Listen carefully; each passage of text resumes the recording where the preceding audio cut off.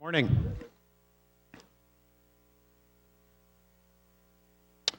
I am Randy Fiorini, Chair of the Delta Stewardship Council, and this is the time and place for the public hearing to receive comments orally and/or in writing on the appeals of the Certification of Consistency for California WaterFix, which for convenience we may refer to as the WaterFix appeals.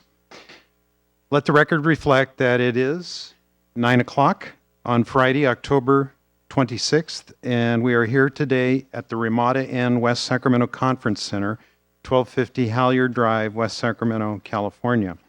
Council members Damrell and Thompson are present. Council member Gatto regrets that he is unable to be here today due to other conflicts, but will review the video recording later.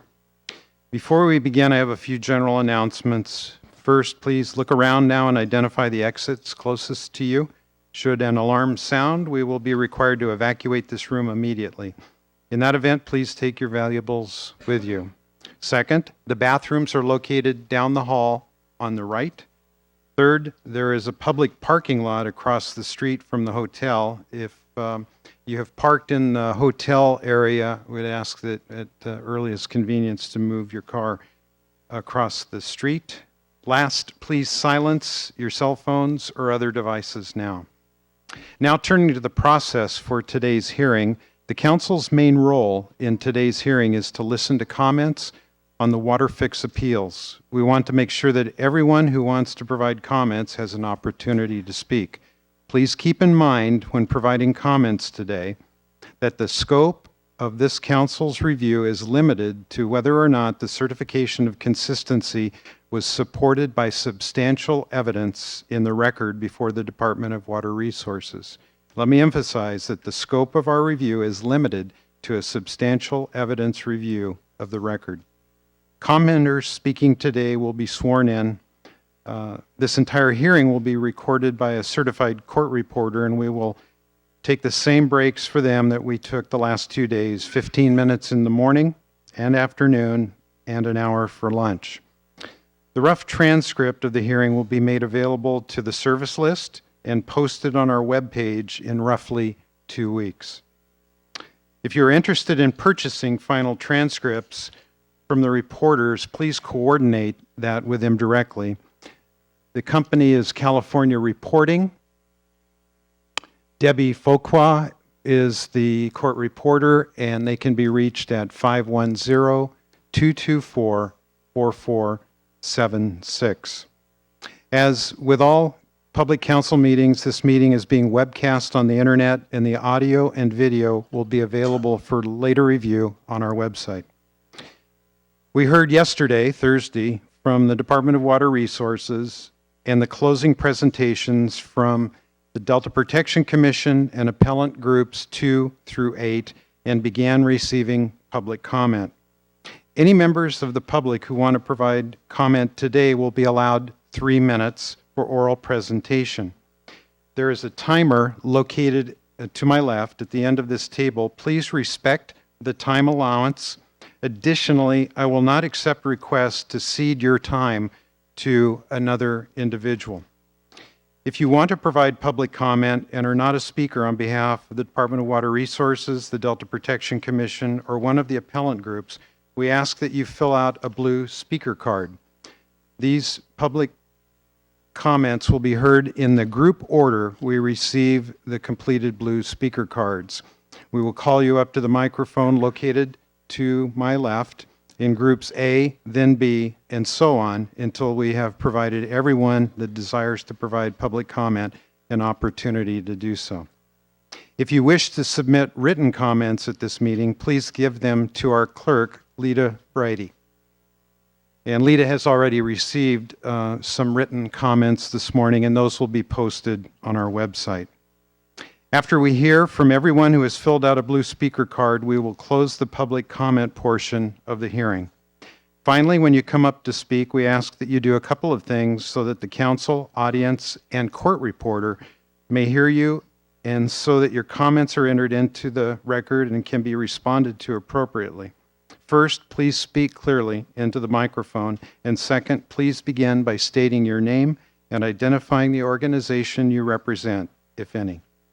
In the interest of time, we also respectfully request that if you agree with comments made by a prior speaker, simply state that fact and add any new information you feel is pertinent to the issue. Additionally, I urge the audience to extend courtesy to all commenters and refrain from cheers and jeers. We will now open up the public comment to members of the public, beginning with Group A. And as we call your group up, if you'll just line up here to the left in front of the microphone.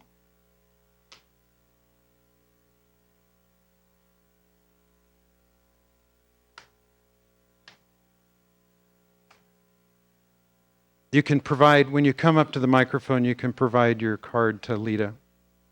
Good morning. Good morning. I'm Kathy Miller, San Joaquin County Supervisor, and I'm here today in that capacity. For over a decade, I've closely followed the Twin Tunnels proposal, now known as WaterFix. This proposal has been the focus of state and federal audits, some 20 currently pending environmental lawsuits, extensive litigation arising out of DWR's $11.2 billion validation action, and countless hearings before water agencies and counties throughout California. Despite the enormity of the project, the issue before this panel is relatively straightforward. Is WaterFix consistent with the Delta Plan? And therefore, does it fulfill the co-equal goals of providing a more reliable water supply and protecting, restoring, and enhancing the Delta ecosystem? The Water Code explicitly states that the co-equal goals shall be achieved in a manner that protects and enhances the unique cultural, recreational, natural resource, and agricultural values of the Delta as an evolving place. I submit that WaterFix is not consistent with the Delta Plan because it does not protect, restore, or enhance the ecosystem.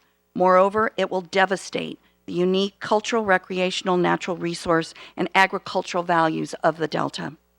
The Delta is not a mere conduit in a statewide plumbing system, though some project proponents talk as if it were. The Delta is much more, and no county has a greater stake in the future of the Delta than San Joaquin. I've submitted more complete written testimony, which you should have already received, which outlines the specifics of the Delta's irreplaceable role in our county's history and in its future. But beyond mere statistics and economics, the unique aesthetic, cultural, and environmental characteristics of the Delta are critical to San Joaquin County today and to our future generations. I'm not an attorney or a witness participating in this appeal, nor am I a scientist specializing in the Delta's ecology, hydrodynamics, or groundwater resources. But any layperson with common sense who has reviewed the project and listened to the arguments proponents have made to support it recognizes that this is a dangerous bait and switch. I'm referring to the fact that most of the key decisions governing the project's impacts in the Delta, its financing, its management, and its operation have been deferred to future decision making. We in the Delta and you as decision makers are being told, trust us. Is it wise or even reasonable to base a decision of such magnitude on promises which have been repeatedly violated in the past by these same interests? In closing, I leave you with this. The Delta is the largest estuary on the west coast of the Americas, a unique national treasure rich in history with an extraordinary diversified culture and home to many protected species. The damage the construction and operation of the project will inflict will be permanent. There will be no turning back and no do-overs. You are the guardians of this treasure. We ask that you make this decision wisely so that you are able to call yourselves truly stewards of the Delta. Thank you. Thank you.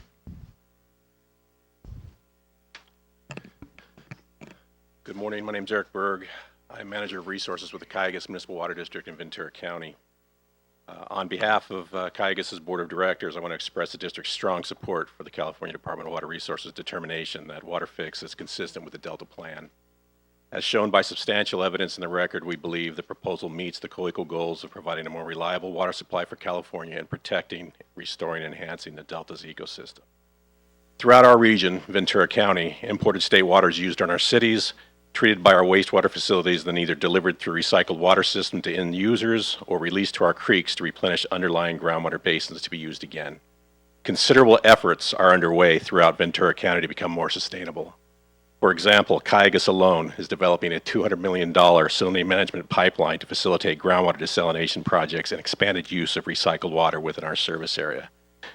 Moreover, a full complement of programs designed to ratchet down demand have been actively promoted to ensure adequate long-term water resources.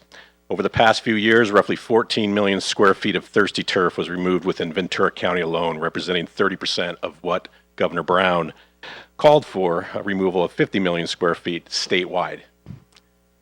Over the past couple of decades, well over 100,000 water-saving devices, including ultra-low flush toilets, high-efficiency washing machines, sprinkler nozzles have been distributed throughout our region. Ratepayers within our service area have invested hundreds of millions of dollars to date for water supply and demand management programs, with much more to come. However, at the end of the day, we will still need our imported water systems to serve as an underlying baseline supply for such investments and continue to sustain our economic engine that helps propel our state, indeed the entire nation, forward.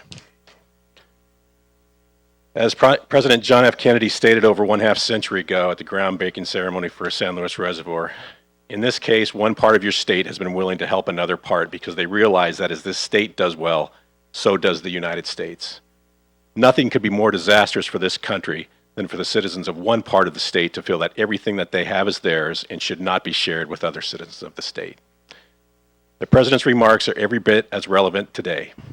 And in a state representing the 5th largest economy in the world that truly sets the economic pace for the entire country, we believe these words should powerfully resonate for the Council, everybody in this room, and for all 40 million California residents that desire to see our state thrive throughout the 21st century and beyond. Now, following decades of fits and starts, predominantly marked by fits, it's time that the state move forward on a project that will undoubtedly serve as the ultimate in stormwater capture for generations to come.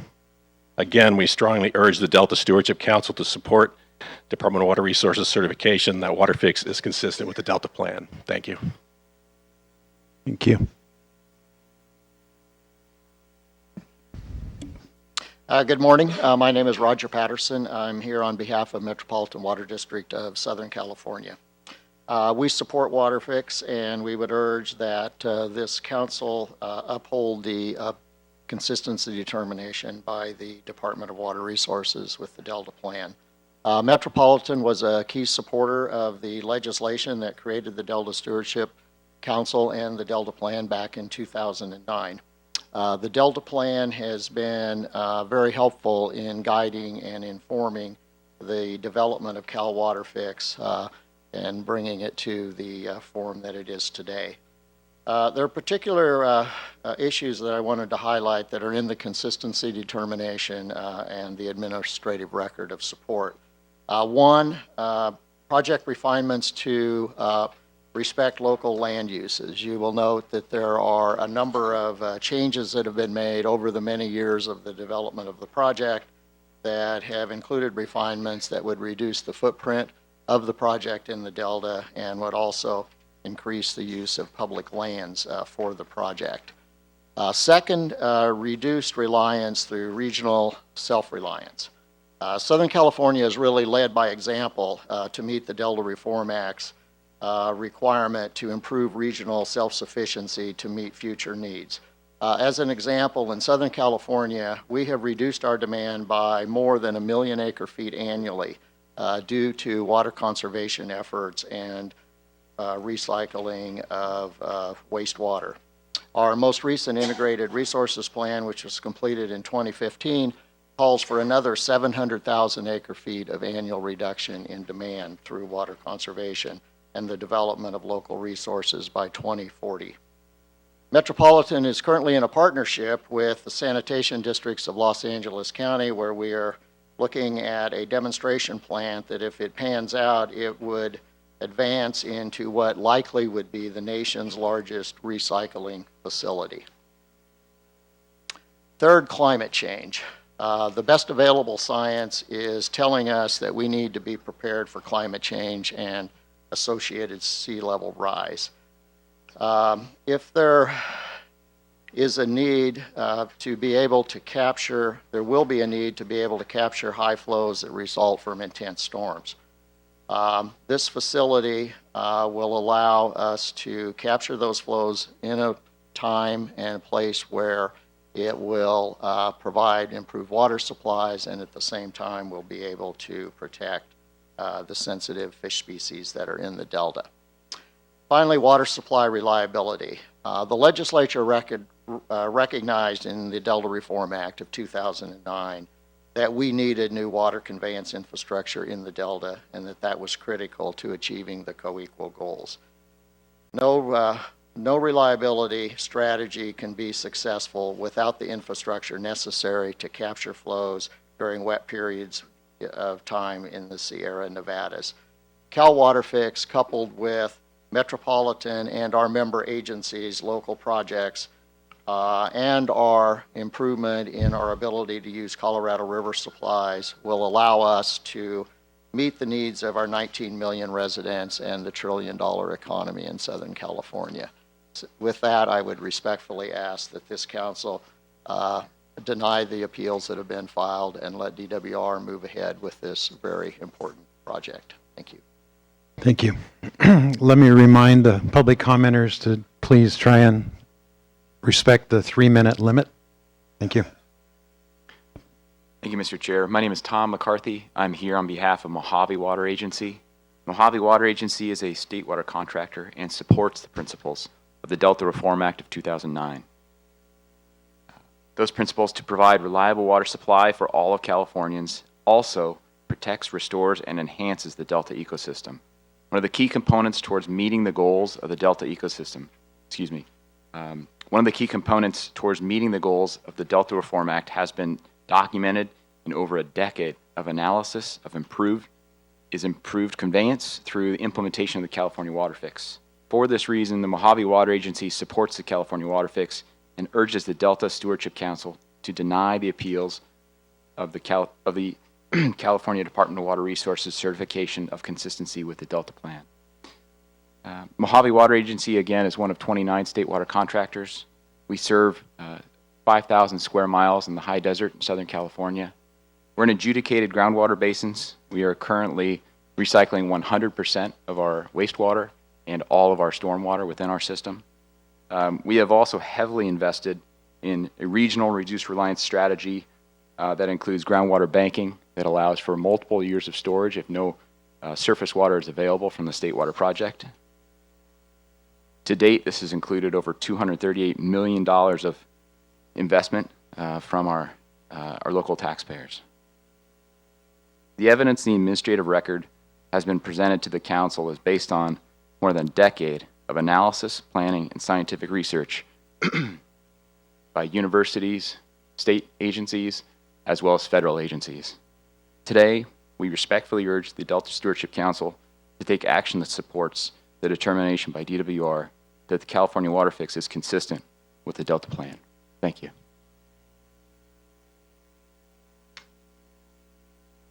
Good morning, Mr. Chair. My name is Charlie Wilson. I'm the Executive Director and CEO of the Southern California Water Coalition. On behalf of the Southern California Water Coalition, I am here to urge the Council to align the state's determination of the California WaterFix. It is consistent with the Delta Plan, and it does, in fact, meet the state's co-equal goals. Not only is the Southern California Water Coalition in full support of the DWR's determination, but we have also put into the record a letter of a broader coalition of more than 70 organizations statewide representing diverse interests including labor, business, nonprofit, agriculture, civic, cities, and counties in Southern California, as well as public water agencies, together representing more than 27 million Californians.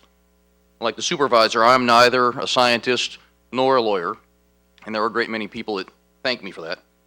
But it seems, in our view, that after over the decade of extensive scientific review, public comment, multiple hearings, lots of data that we have all talked about, that a cost-effective solution resides in the current WaterFix proposal, and that in fact, it is the most cost-effective solution that secures the state's backbone of water supply to simultaneously improve the Delta and its ecosystem.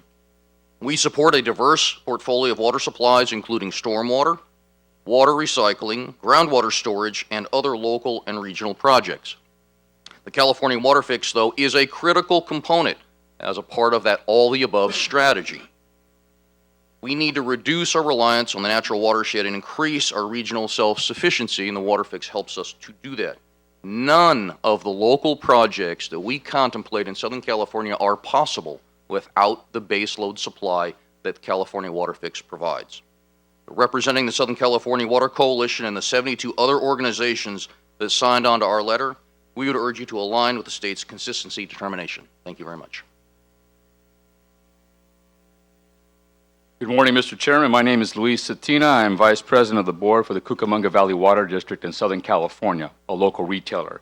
I'm here this morning to express support for California WaterFix, a critical infrastructure project vital to the long-term prosperity for our entire state. One way or another, this project will benefit us all. Cucamonga Valley Water District provides water and sewer service to approximately 200,000 people within a 47 square mile area in northwestern San Bernardino County. Our service area is home to the county's fastest growing and highest revenue generating cities. Emerging industrial, housing development, and logistics of goods makes it one of the strongest job markets in the state. In anticipation of this growth, and out of concern for diminishing imported supplies over the past 20 years, in an effort to lessen our dependency on imported supplies and ensure continued readiness for our growing region, Cucamonga has invested millions in infrastructure improvement projects such as recycling, groundwater storage and recharge, brackish desalination, and stormwater capture. In all, we've invested close to $250 million. Because of these investments in educational outreach efforts to use water more efficiently, our residential customers have reduced their water usage from 186 in 2007 to 118 gallons per capita per day in 2017. We have met and gone beyond the 20 by 20 objective. In addition to using water wisely and efficiently, as many here in the north, Cucamonga cares deeply about the environment and is a regional leader through a number of innovative projects, including our outreach to schools via our Environmental Learning Center and curriculum that has reached over 17,000 first to sixth grade students since 2007. We teach them to be good stewards of the environment. We have done more than simply address all of the low-hanging fruit, and yet we still need the reliability that WaterFix lends. It is an essential part of our long-term strategy. It will safeguard our baseline supplies. It is the most comprehensive, affordable solution to the state's water reliability and environmental challenge. We need to fix the Delta, and Cal WaterFix does it because of its consistency with the Delta plan. I respectfully ask that the Delta Stewardship Council agree with the state's consistency determination and deny any appeals. The evidence in the administrative record that has been submitted to the council is based on more than a decade of analysis, planning, scientific research, and collaboration by federal and state agencies. In closing, my dear friends, I'll make it quite clear. The Cucamonga Valley Water District, along with many others in Southern California, are not looking to get more water out of the Delta. We simply want to protect what we're getting now and hopefully in someday restore back to what had been promised. I thank you for your leadership, and I thank you for the opportunity to provide comment. I've come all the way from Southern California because my constituents are important, and I have a family of 6 kids, and their future is important to my wife and I. Thank you.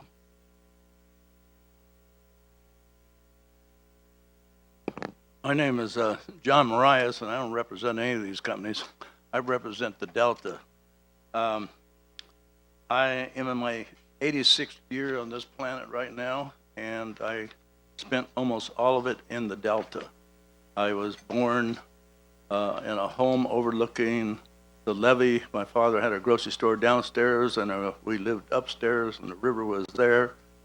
And I owned a Sea-Doo franchise in 1968. I owned the Freeport Marina in 1985 to 2000. I had my first boat at 13. I think I'm well qualified to tell you people what the Delta is all about. I've traveled almost every inch of the Delta. In fact, I know I have. And I'm here not only to save the Delta, but to tell you a little bit about how saving Sacramento, San Joaquin, and Yolo counties is very important. I have submitted some pictures for you to look at to substantiate what I tell you. To me, the Delta that I knew since I was a child was destroyed or started being destroyed in 1951 when we put in our first Delta Minosa Canal, I believe, and we at the same time put in the Delta Cross Channel. We started supplying water out of the Sacramento River in two places. At that time, the silt started building up in the Stockton Basin. There is now mud out maybe 400 or 500 yards away from the shore in Revista. The area was, well, the shipping of the water to California, the Great Water Heights, I think all in 1951 was open. Sacramento River in Revista silted up. Restriction of flow in the water has created silt.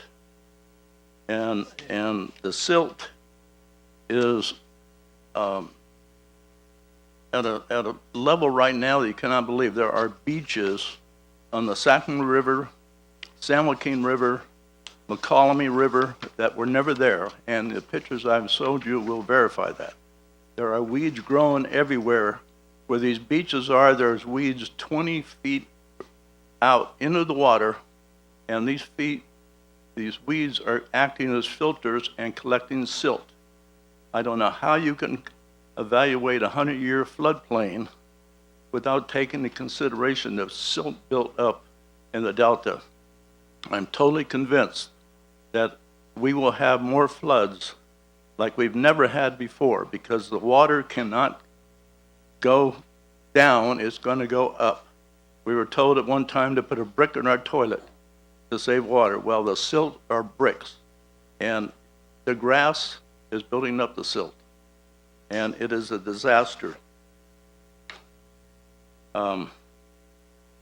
I think the tunnels are just a bad idea. We have water right now in Walnut Grove flowing north at low tide or incoming tides. We've never seen that in the Delta before. But we do have, and I'd love to take you people for a boat ride and show you what the Delta is really like. There are areas that were 8 feet deep that are now 1.5 feet deep. And I have those, all pictures of those. I've boated every bit of it. I can show you miles and miles and miles of waterways that you just cannot even boat in. Thank you for your written submissions and the pictures. Yeah, I've given you a written submission. I've just kind of, I'm not a public speaker, obviously, so. Well, we appreciate your comments. But, Thank you. Thank you very much. Before you vote on approving this, I really think you should take into consideration the flooding that's going to occur. Thank you. Good morning, Mr. Chair and members. Kendra Dijogo on behalf of the Long Beach Water Department. LBWD deeply appreciates the opportunity to share our support of the DWR certification of consistency and for the timely implementation of Cal WaterFix. Since its formation in 1911, LBWD has delivered a high-quality, dependable water supply that meets or surpasses all applicable water quality standards.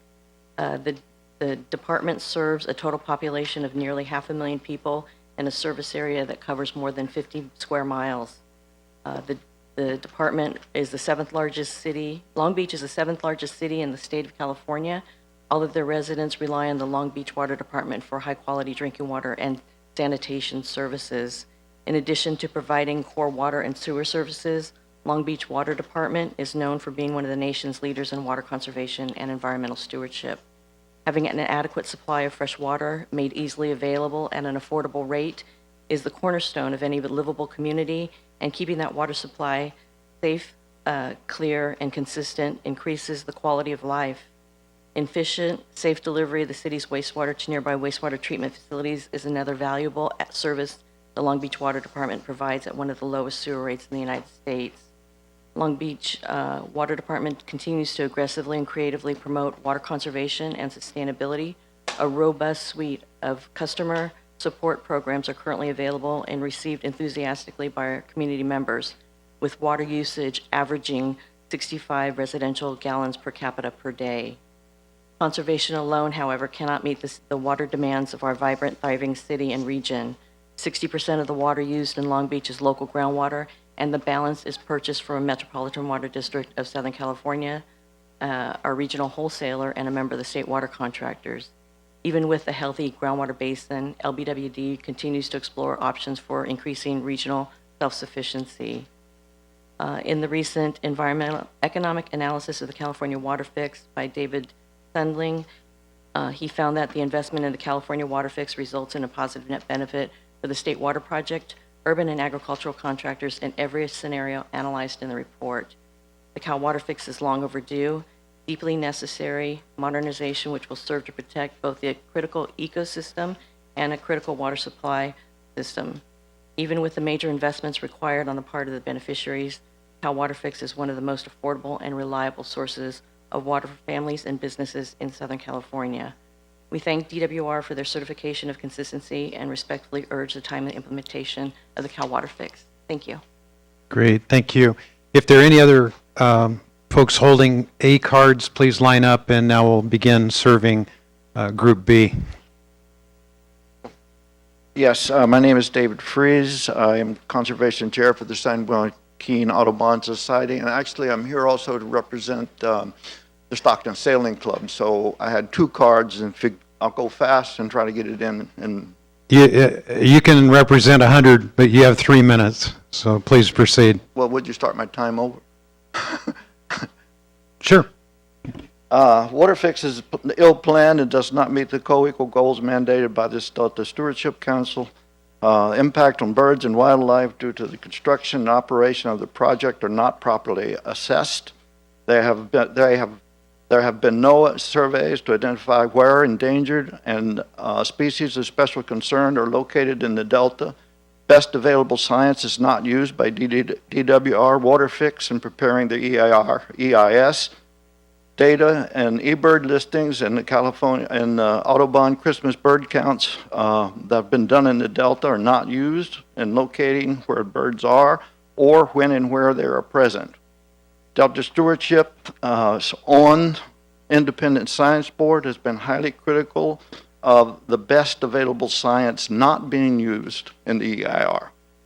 Most glaring example of this is the projection of climate change and sea level rise only to 2030. DWR scientists themselves published in 2015 an article on the endangered California black rail in the Delta. In my opinion, WaterFix, DWR, chose to ignore their own study because of the difficulty in locating the presence of where this endangered bird is, and beyond that, the greater difficulty in mitigating for the habitat loss for these birds. Habitat loss or reconstruction for black rails has essentially never been achieved. A construction project that will last 10 to 12 years cannot be considered temporary. The project remains ill-defined, that is, it's only 5 to 10% engineering designed. The project keeps shifting locations of construction sites, thus it's impossible to analyze and critique just what impacts it will have on birds and animals in the Delta. DWR WaterFix philosophy has been, if you ignore a problem, it's not there. WaterFix promises to do surveys for birds and wildlife before construction can start. They also promise to complete mitigation for impacts on listed species before construction starts. Yet WaterFix plans to start construction on Bolden Island in December 2018. They've done no surveys there. They've done no mitigation for species that will be damaged. Greater sandhill cranes forage there and roost there. Wings and hawks forage there. There's habitat there for the California black rail. These should have been done before construction starts. It just shows that DWR doesn't intend to keep their promises. Access to portions of the Delta to birding activity will be for recreational birding activity will be greatly limited by WaterFix construction, particularly Staten Island. It's part of the Nature Conservancy and Consumers River Preserve. Birding events such as the Central Valley Birding Symposium, the Galt Winter Birding Festival, the Lodi Crane Festival, do field trips and many activities in these areas. This construction project will greatly limit that. With that, maybe I'll have some scratched comments about recreational activities concerned for the Stockton Sailing Club, but particularly I want to point out the fact that construction in Potato Slough of a barge landing will cause great damage to one of the primary anchorage sites for recreational boaters in the Delta. It shouldn't be allowed. Thank you. We appreciate your comments. You're very helpful. Thank you.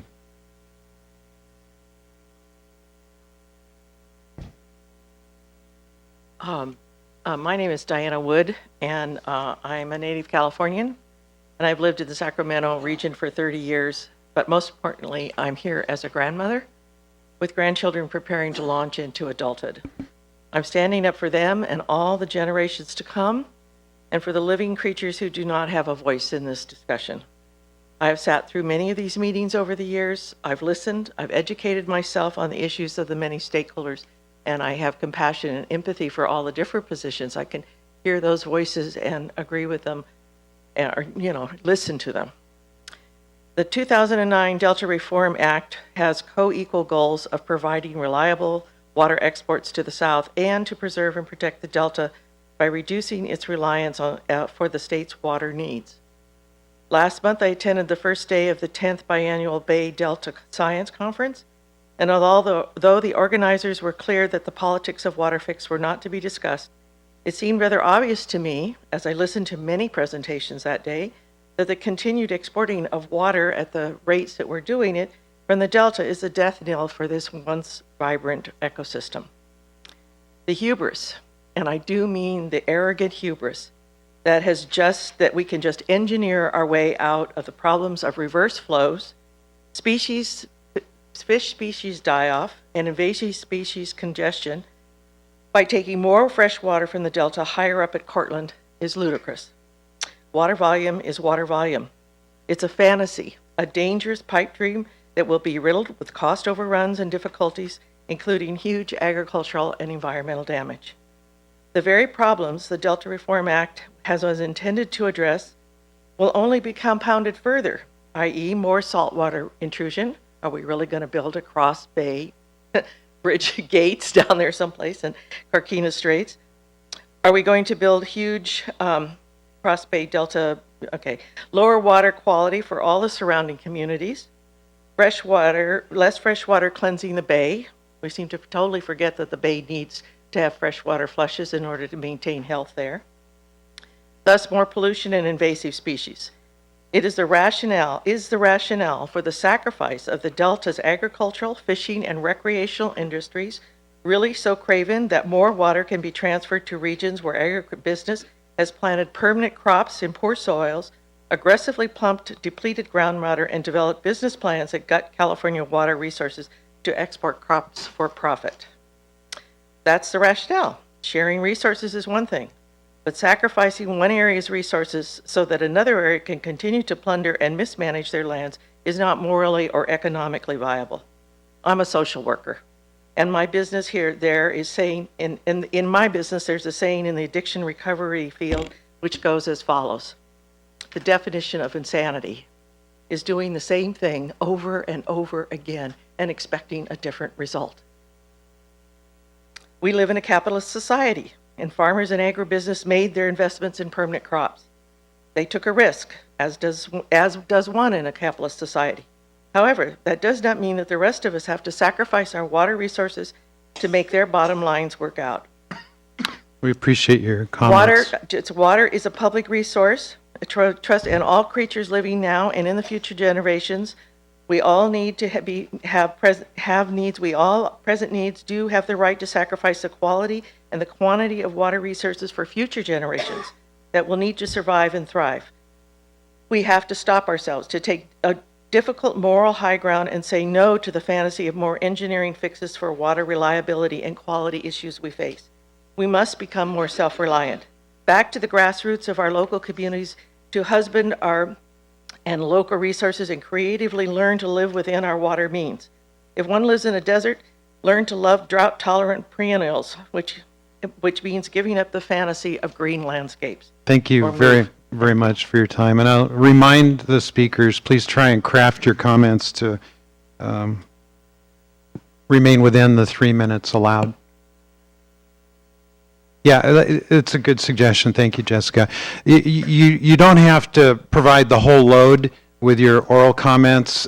We are receiving written comments, and those are most helpful and will be posted on our website. So I encourage you, if you have more than 3 minutes of comments, submit the additional amount of information in writing, and we will review those.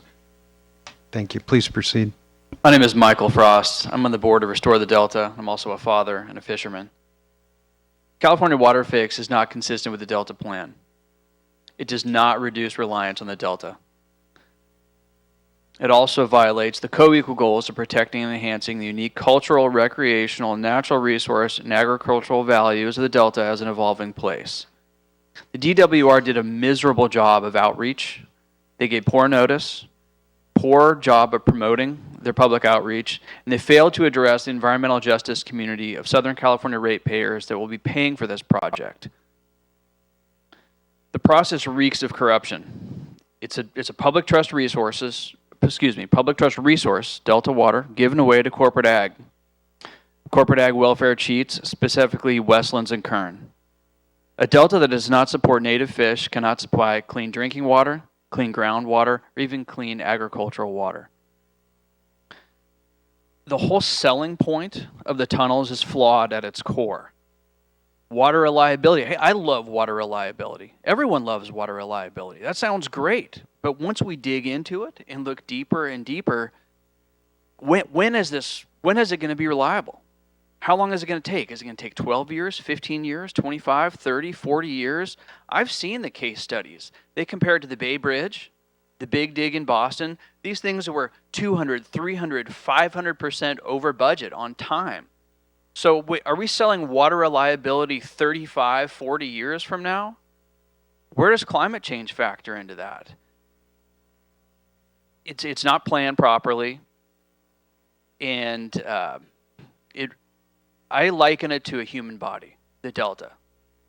We can all relate to human bodies, right? And fresh water is the lifeblood of a human body. And if you give blood, you take some blood out one day, you may go back to work and go to the gym or something. Well, maybe take a little bit more blood out. Ooh, maybe get knocked down for a little bit. Maybe have to take a nap or, take it easy for a couple days. We'll take more and more and more and more blood out of this human body. This person's going to be near death. And for the steward of this body to say, I know what will fix him. Let's take more blood out of the body. It is really perplexing and mind-boggling, and it really reeks of corruption. I want to go back to my original statement saying California WaterFix is not consistent with the Delta plan, and it does not reduce reliance on the Delta. It's relying on blood pulled out of someone who's near death. Thank you.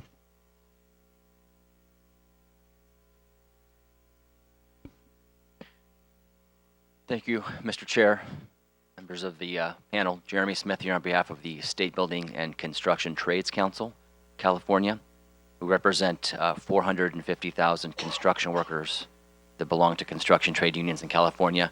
I'm not here today to talk about the project and the associated work and economic benefit that would come from that. Instead, I'm here today to talk about the countless number of construction projects in this state that, without a reliable source of water that's identified, cannot go forward because of state law. Thanks to SB 901 from 1995, SB 221, and SB 610, both from 2001, new construction projects, public residential, and commercial, all must have an identified source of water. So what that means, before they can commence, so what that means is without a reliable water supply identified for all new construction projects, state law might not allow new construction to go forward. The construction economy of our state and the economic benefit that it provides to the California economy is critical to the livelihood of the 450,000 construction workers and their families that we represent.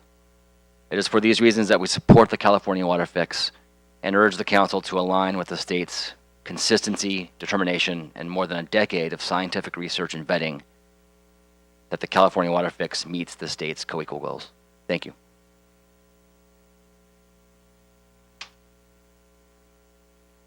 Hi, I'm Captain James Cox. I'm retired charter boat captain, and I'm president of the State Board for California Striped Bass Association. I'd first like to say that we agree with everything that the gentleman from the Restore the Delta has just said to you. And I'd just like to add a few other points. California Striped Bass Association was founded in 1974 by Jay Sorensen because even at that early date, the fisheries were already declining in the Delta from the effects of water exports. This new water fix, in our estimation, does not meet the standards that the law has set, and it uses 20th century techniques to try to solve a 21st century problem. And I think that in itself shows why this should not be approved. We can do better than this. And the plans were submitted when this was started. This was not, as you all well know, this was not the only plan submitted. There were other plans that did not rely on the Delta on the Delta for additional water and would cut the water back, the exports back, and rely on local sources. Seems like these plans were never even considered, that this was one route from the very beginning, that this was going to be the way it is. And we live in the state that is known for high-tech solutions. But yet, we're relying on a rehashed project, rehashed ideas to solve something that you say will last for 50 years. It didn't work in the past. It has, like the man said about the blood, I look at it like your solution to restoring the Delta is to take more water out, when taking water out was what caused your problem. And I don't understand that thinking. Californians deserve better than this. We can do better than this, but for some reason, this has been the plan that's pushed forward. I say that California is going to suffer from this. The Delta is going to suffer from this. The people that are funding this see this as a profit. They don't see this as a solution. So that is how I feel about it. I think that this does not fit, and it should be, the appeal should be upheld. This should not be put into the Delta plan. Thank you.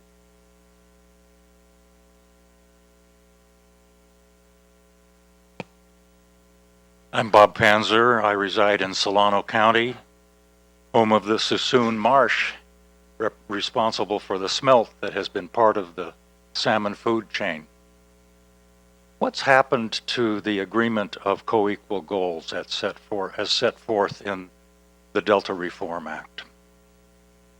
Environmental studies have not proven that the water fix is congruent with the requirement that exporters reduce reliance on the Delta. EWR needs to scrap the project because of detrimental construction impacts, water quality degradation, project costs, looming privatization of the state's primary water delivery system, destruction of habitat for sandhill cranes, the failure to double salmon populations to significant rates, property tax increases for water users, and loss of jobs for Delta environmental justice communities. I'm willing to help pay for projects that add water to our environment, such as reservoirs, desalination, wastewater recycling, projects that have a better cost-benefit ratio than allowing the Delta to become a swamp. How can any government agency justify reducing reliance on the Delta by authorizing tunnels diverting 9,000 cubic feet per second of the Sacramento River from the Delta. The Delta Reform Act requires restoring the Delta's waterways and ecosystem in addition to protecting Delta economies and communities as places of cultural and historical significance. Please live up to your council's name, Delta Stewardship. Thank you. Good morning, everybody. My name is Diane Burgess. I'm a county supervisor from Contra Costa County. I'm a resident of the Delta, and I represent a community that has a history, a culture, and an economy that depends on the Delta. Contra Costa County supervisors, staff, and consultants have provided extensive written and oral comments and participated in countless meetings since the inception of the Twin Tunnels project over 10 years ago. We have encouraged the state and federal staff and decision makers, anybody that would listen from the very beginning, to study a portfolio of actions that would form the basis of a comprehensive Delta solution that might better address the water supply reliability concerns without completely devastating the Delta's natural resources. There have been consistent themes in the last 2 days of these hearings before your council. They include the Delta is so much more than a plumbing feature of the state. The Twin Tunnels project will change the Delta forever, and the project this council is being asked to find is not consistent with the Delta plan. It's not even properly defined. For all the time and resources Contra Costa has put into participating in this project, the only real significant change that occurred is that DWR has completely dropped the ecosystem benefits that may have been derived from the establishment of an HCP in CCP. I hope this time our comments will be heard because the people that live and recreate in the Delta have not been heard to this point. We feel ignored. The proposed project is not in the interest of the people of California because it cannot consistently take the big gulps during the wetter months and reduce exports from the Delta in drier months. In fact, the modeling shows the Twin Tunnels might actually take more water during the summer and fall at point when the flows in the rivers are at the premium for water quality and the ecosystem. Cutting points out. Think about this. All 5 counties with land use authority that should have been at the table during the initial development of this project have filed an appeal before the council and are otherwise participating in hearings before the State Water Board. We've all filed lawsuits, too. It's also interesting to me that the state's own Delta Protection Commission in October 16, 2028 letter to the council finds that twin tunnel projects will forever change the Delta in ways that are inconsistent. I'm going to go to my notes that I made today. Let's make this clear. We're not against water reliability. We just think it can be done better. It can be done environmentally more thoughtfully, economically more thoughtfully, creating local jobs. And I'm so glad that these agencies are doing water conservation, habitat restoration, environmental education, but this project damages the Delta, and this does not. I'm going to read my last sentence. I get all fired up on this subject. Contra Costa County urges the council to find the twin tunnel projects are inconsistent with the Delta plan. Thank you. Thank you, Supervisor. If you hold cards A, Group B, or Group C, please line up. Good morning. First, thank you for the opportunity to speak before you this morning.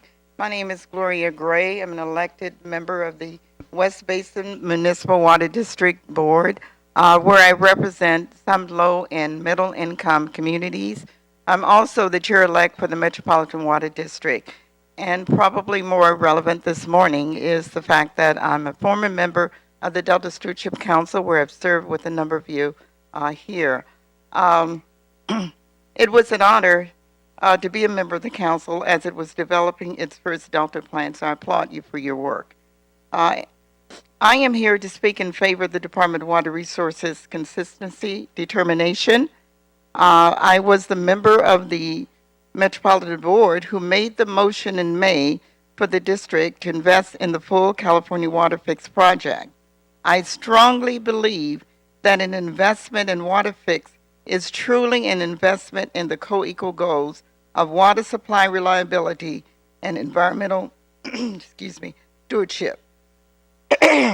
One of the reasons why I made the motion to Metropolitan to invest in the full project is because of the shortcomings of the existing facilities in the Delta.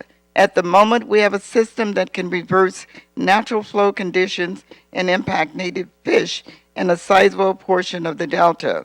Only by building the full project and taking full potential of safely diverting from the northern Delta can we eliminate the reverse flows in the southern Delta and make habitat restoration to its fullest.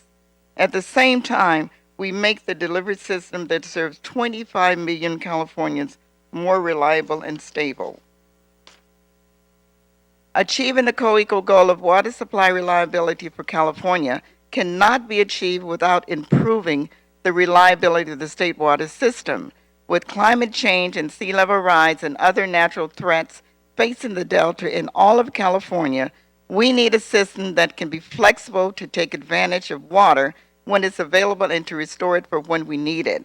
In closing, I would like to stress how important the high-quality water supply from Northern California is to allowing Southern California to maximize our imported water supplies.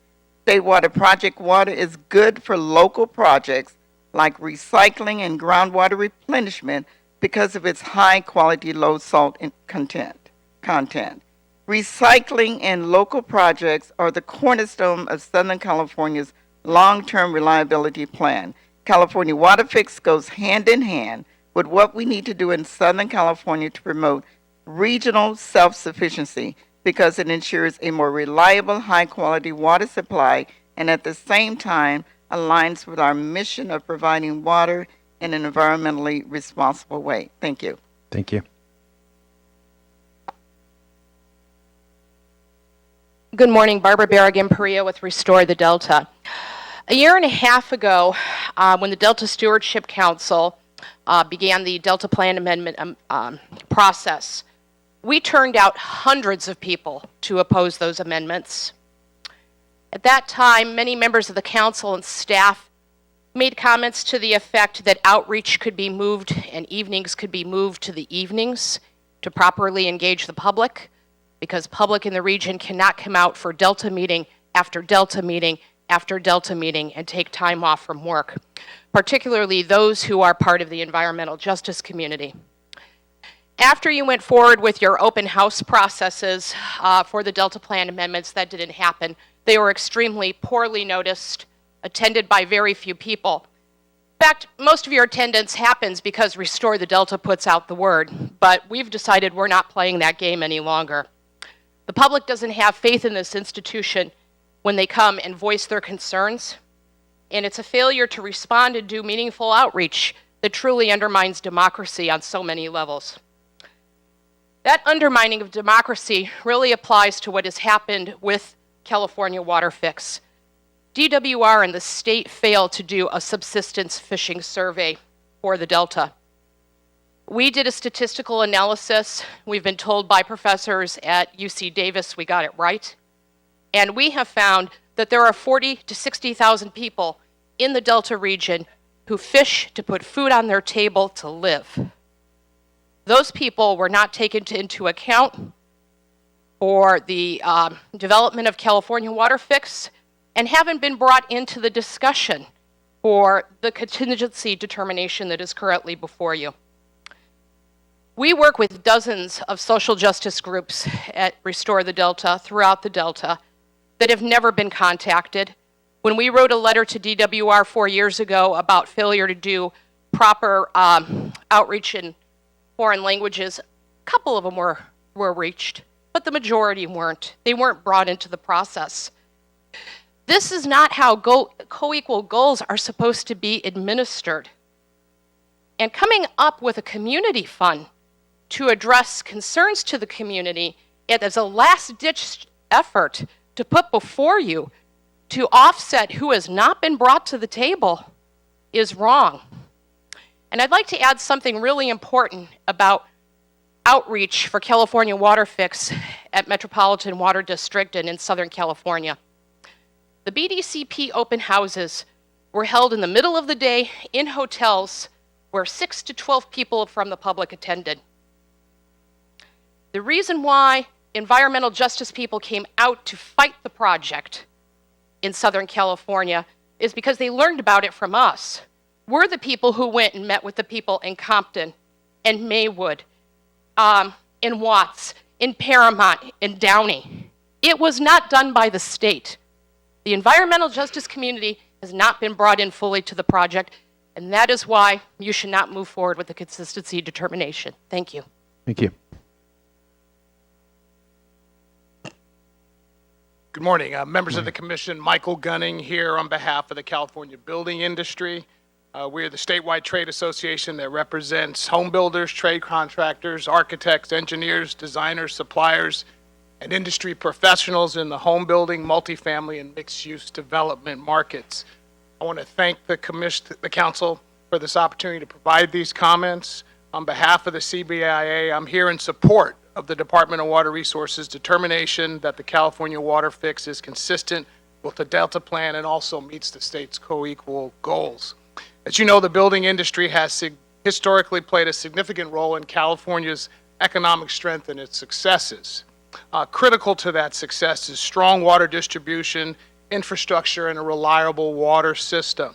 We are not alone in this position. We too also have signed on to the coalition letter with over 70 statewide organizations representing prominent interests, labor, business, nonprofits, etc., all urging the council to align with the DWR's determination. This is critical need to statewide to modernize and upgrade our primary water delivery system. This benefits all Californians, our economy, and the environment.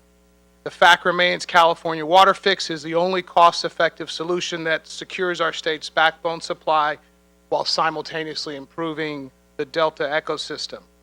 More than a decade of technical, environmental, and academic review serves as evidence of the state's commitments to scientific-based solutions that advance the co-equal goals. We cannot afford not to improve our water distribution system.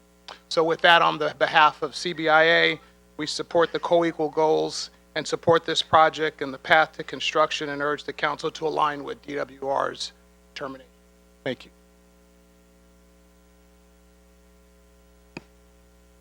Good morning. My name is Luis Portillo. I'm with the Inland Empire Economic Partnership, which is an organization comprised of the larger employers in the Inland Empire region.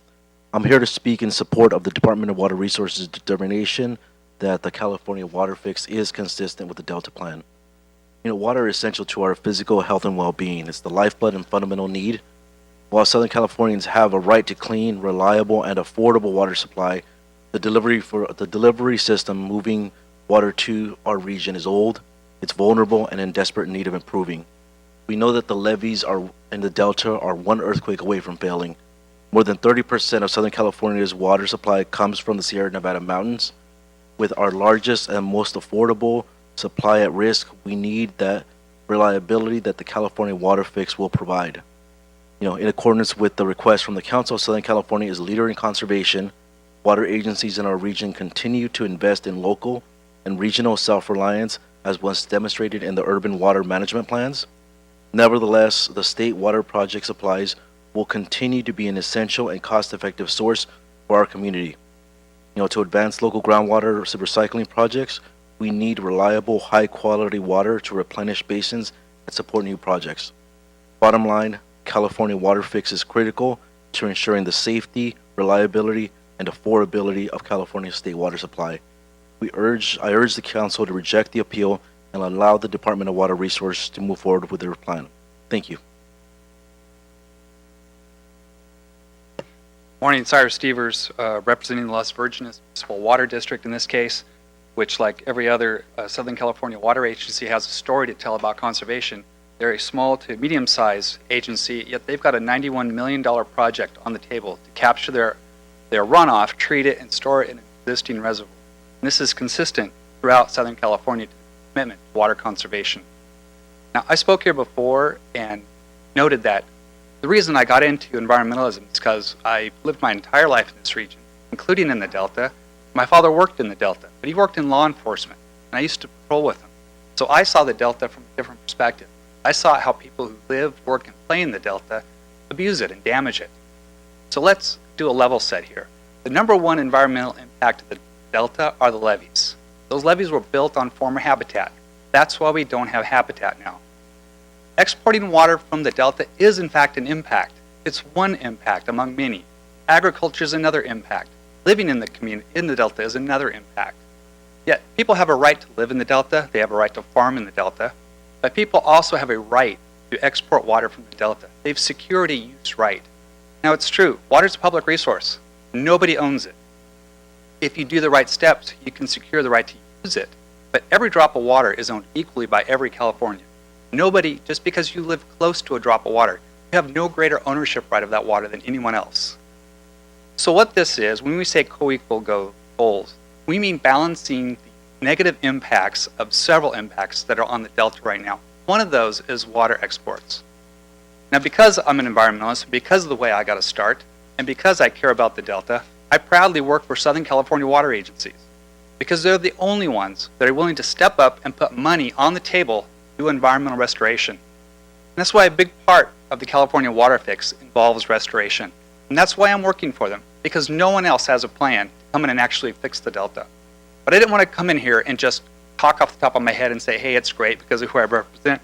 So I actually took the time to read the entire consistency determination, went a little beyond that, went into the EIR documents, specifically read document 14.1.1.5 on the agricultural resources that are going to be protected and the plans to protect those resources, and referenced Appendix 3B of the environmental commitments to additional mitigation measures, and noted how part of this plan and a part of this consistency determination includes protecting the agricultural, cultural, and recreational values in the Delta. And that's why it's appropriate to find the consistency determination appropriate. And that's why the Las Virgenes Water District and the Municipal Water District of Orange County is here to support it. Thank you. Thank you. Thank you, Mr. Chair, Council. Bill Wells, California Delta Chambers and Visitors Bureau. First off, I'd like to just correct one thing. The Delta levees are not one earthquake away from collapsing. There's in recorded history, there's never been a levee failure because of an earthquake, and I've stood by levees when there's earthquakes have happened, and there's never been a problem. So, anyway, the Delta Stewardship Council was created in legislation to achieve state-mandated co-equal goals for the Delta. And these are two goals of providing a more reliable water supply, number one, and number two, protecting, restoring, and enhancing the Delta ecosystem. The goals shall be achieved in a manner that protects and enhances the unique cultural, recreational, natural resource, and agricultural values of the Delta as an evolving place. You just heard many representatives from Southern California water districts and building trade unions talking about how important the WaterFix is, but for the most part, they never mention anything about the Delta ecosystem or the impact on people in the Delta here. It's all about improving the water system for Southern California. I think it's extremely cynical. Diverting 9,000 cubic feet per second from the Sacramento River alone will cause enormous problems in the Delta.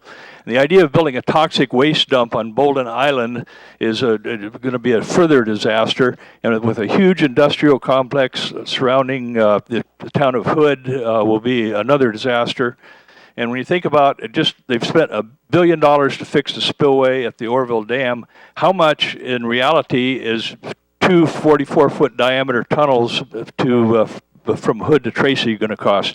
Arnold Schwarzenegger thought it would be about $55 billion. I think if you look at the Orville spillway fiasco, you're probably talking $100 billion to destroy the Delta and get maybe a little more water to Southern California. One thing, the Department of Water Resources claims they've reached out to people in the Delta. I've never seen that. I know most marina owners, and I deal with most yacht clubs in the Delta, and to my knowledge, Department of Water Resources, thank you, has never reached out to anybody. I'd like to read a couple excerpts out of a letter that I received from a lady in Australia in 2011 when this whole process started. While it appears the Sacramento has a great flow, there are numerous instances that demonstrate the great ecological impact that water diversions can have on the entire aquatic environment. The over-extraction of Colorado River water ought to have demonstrated to the government authorities who are thinking about the Sacramento diversion. Yes, I agree.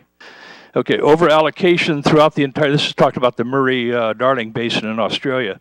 Over-allocation throughout the entire basin and frequent prolonged droughts southeastern Australia has experienced has resulted in reduced stream flows and promoted blue-green algae formations in many sections of the streams, particularly the Darling River.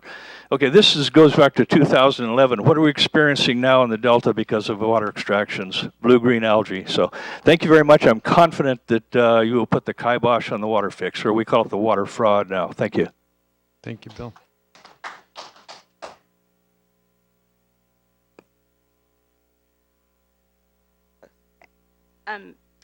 My name is Consuelo Lambert, and I currently live in Dixon, California. I'm here at an urging from an email that I received from Restore the Delta. My first time ever speaking in front of this particular group.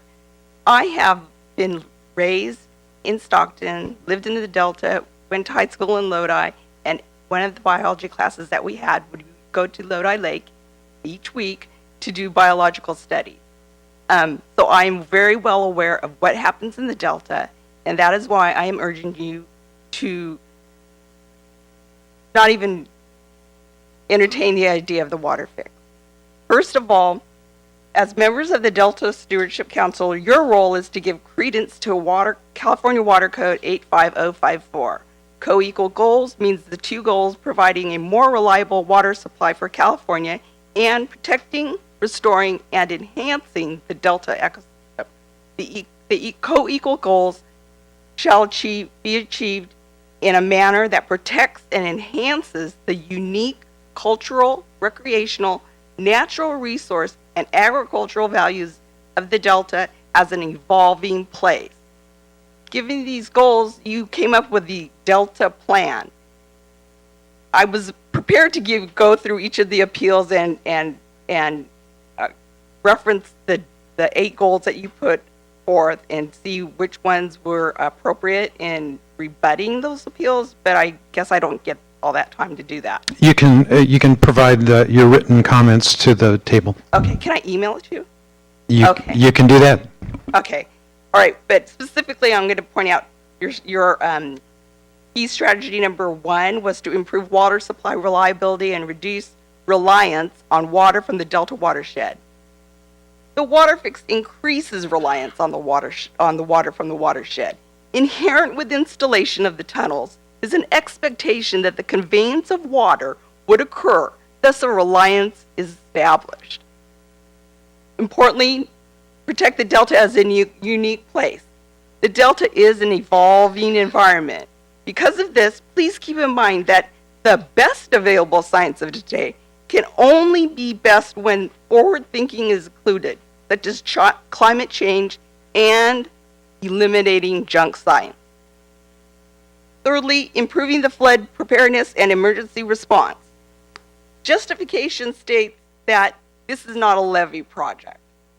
However, the map provided by the WaterFix does include levees.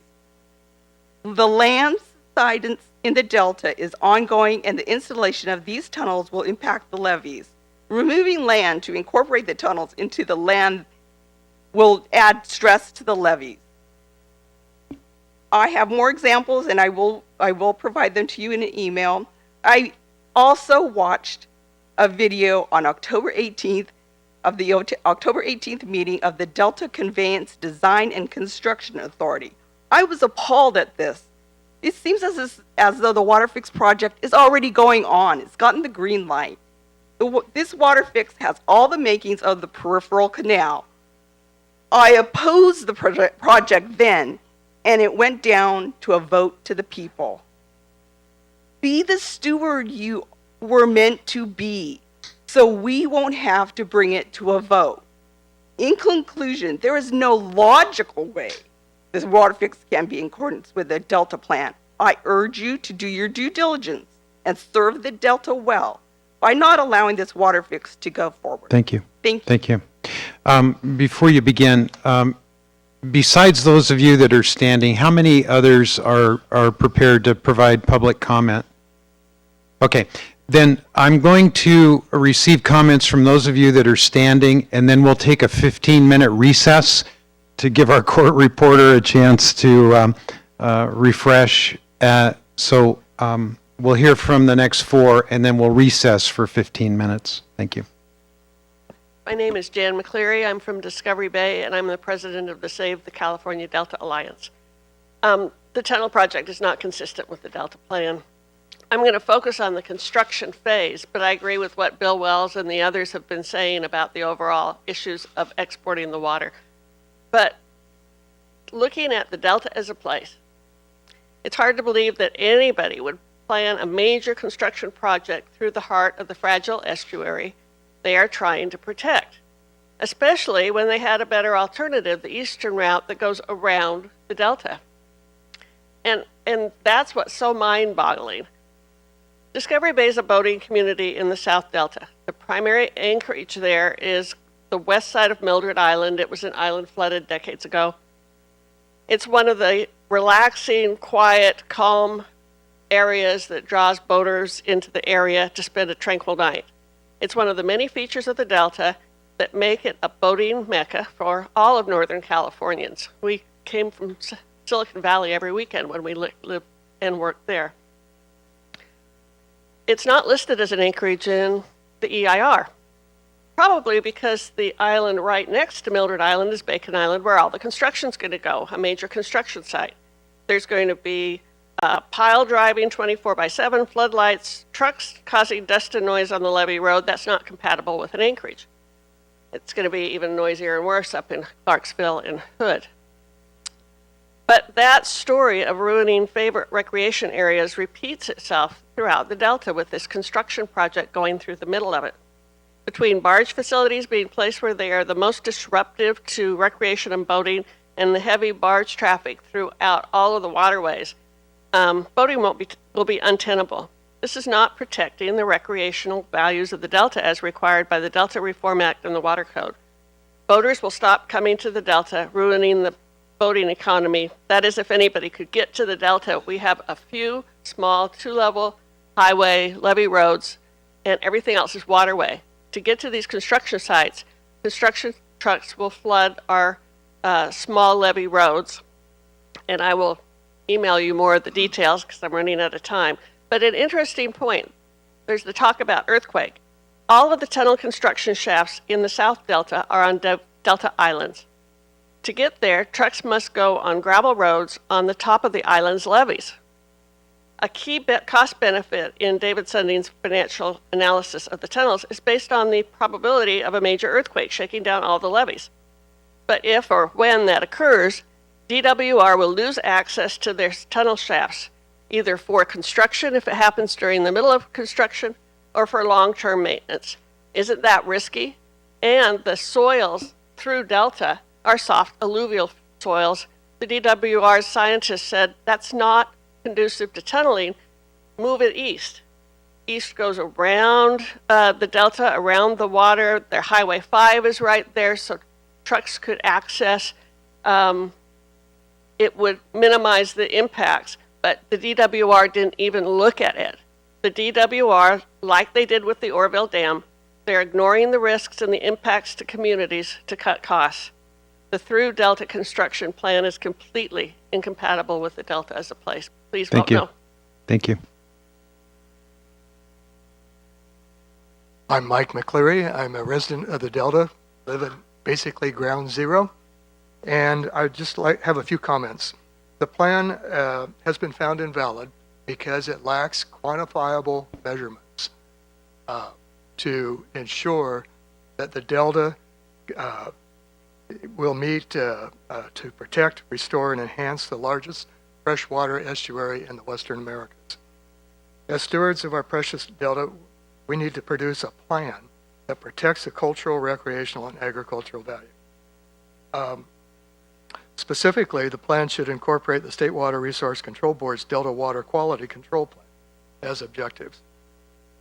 The WaterFix must promote options, including storage systems, desalinization, and water reuse. Without a review of alternatives adequately in the Delta plan, the WaterFix, is inadequate. A broader question I have is why are we irrigating the desert, which puts our fertile delta farms at risk? Almonds and pistachios may be very profitable crops, but the bigger picture in California would limit planting permanent crops. We're after a reliable water source, but Mother Nature has been very disruptive to the state of California. Droughts have shown that.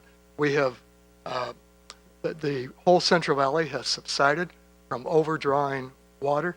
We do not have adequate water water storage. We are not looking at desalination.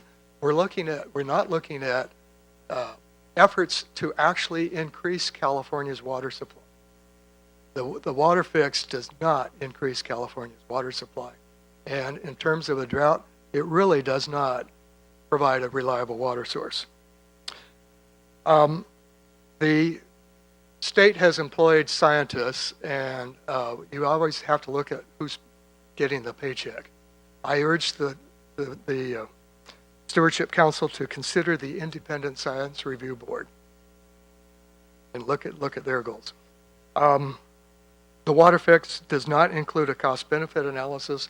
Dr. Michaels has shown that costs exceed benefits without taking into account the time value of money, without taking into account the inevitable overruns that are going to occur with this experimental process. So, as a taxpayer, I'm directly affected by your decision. I'm appalled that America today is losing its moral compass.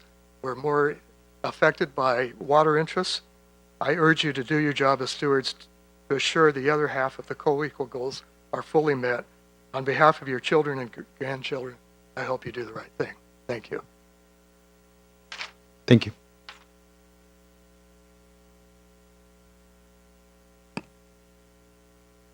Hi, my name is Tony Petralia. I'm a resident of Discovery Bay, and I moved to Discovery Bay from Silicon Valley right around 2010, thinking that I'd have a long term of activity on the water, but from all that I hear about this WaterFix is that might be shortened. And so I say ditto to what Jan McCleary has presented for all of those facts. Just a little bit more personally, I'm concerned about my personal investment and its stage of my life that I'm at. You know, that was my goal, is to be on the water. And it sounds like that's going to not be there much longer if this goes through. So that's all I have to say. Thank you. Thank you for your comments.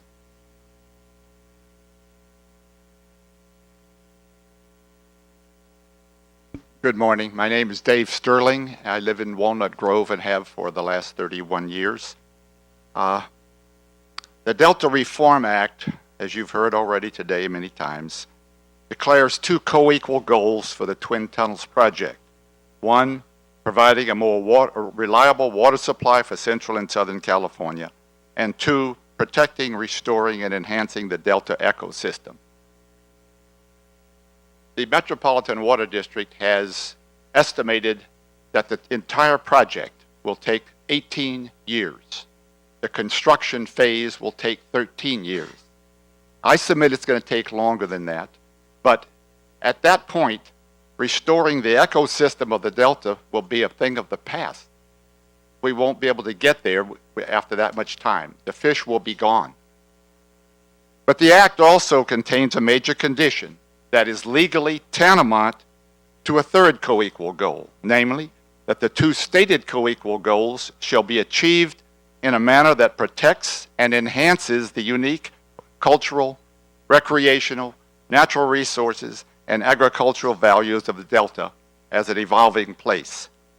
The overwhelming majority of residents of the North Delta legacy communities along the Sacramento River, Freeport, Clarksburg, Hood, Cortland, Locke, Walnut Grove, and Ryde, and nearly all of our elected officials at the state, local, state, and federal level believe that instead of protecting and enhancing the unique cultural, recreational, and natural resources and agricultural values of the Delta as an evolving place, the California WaterFix Twin Tunnels project would, especially during the 13 years of actual construction, reduce the bucolic region to a devolving place. Earlier this year, I gave testimony to the State Water Regional Water Quality Control Board, in which I outlined and detailed many of the problems and damages that the construction project will impose on the people of the Delta. There's not time to do that today. I submit that anyone who has studied what's entailed in this large and lengthy project and still concludes that the numerous degrading and destructive components of the project's construction process actually protects and enhances the unique cultural, recreational, natural resource, and agricultural values as an evolving place must be living on a different planet. Recognizing that the honorable members of the Delta Stewardship Council are not among such aliens, I respectfully urge you to put this ill-conceived monstrosity to sleep once and for all.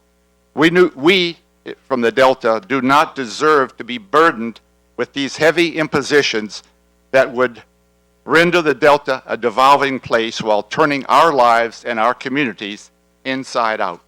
Thank you. Thank you. Hi, thank you for this opportunity. My name is Jamie Bolt. I'm the owner and harbor master of Bethel Harbor. Probably haven't heard of it. It's a fairly large marina on Bethel Island. I am here on behalf and tasked to represent a number of businesses who were not part of any outreach program, who, if the co-equal goals are to maintain the recreation and the culture of the Delta, no one has contacted us. I represent the Bethel Island Chamber of Commerce, Bethel Harbor, Willow West Yacht Harbor, Russo's Marina, Sugar Barge Resort and Marina, Piper Point Marina, Pelican Landing, Emerald Point Marina, New Life Marina, Caliente Yacht Harbor, Anchor Marina, Bethel Island Marina, Delta Resort, Holland Riverside, Cruiser Haven Marina, and Lindquist Landing. In addition, I've been tasked to represent the San Joaquin Yacht Club, the Caliente Yacht Club, the St. Francis Yacht Club on behalf of Tinsley Island, the Stockton Water Ski Club, the Berkeley Water Ski Club, Middle River Water Ski Club, Diablo Golden Gate Pro-Am, the Carpe Ski Water Ski Club, the Gin Barge Consortium, the Delta Kite Boarders of Bethel Island. Marine Emporium Boat Repair, Delta Sportsman Hardware, Diablo Boat Works, Steve Seaton Boat Repair, Shane Boat Works, Inland Marine Proper Repair, Capriquarius Marine, Hook, Line, and Sinker Bait, Gotcha Bait. The restaurants that include the Rusty Porthole, La Via Restaurant, Delta Sports Bar and Grill, Isla Bonita, Bethel Market, Sugar Barge Bar and Grill. In addition to some outlying ones, the Spindrift Marina and Restaurant, Outrigger, Moore's Riverboat, Lighthouse Marina and Resort. We speak out against the disruption of California's natural flows and the disruption of current habitat, which will result in the required mitigation of thousands of acres of land for quote-unquote restoration. Instead, we urge the preservation of the Delta. We speak out against the taking of our major and main freshwater supply, leaving us squandered by an influx of salt water. To all the soon-to-be ex-users of the Colorado River, we apologize. To all the construction workers of California building in the desert, we apologize. To all the water districts of the state, especially in the desert regions, responsible for supplying water without a reliable water source of their own, we apologize.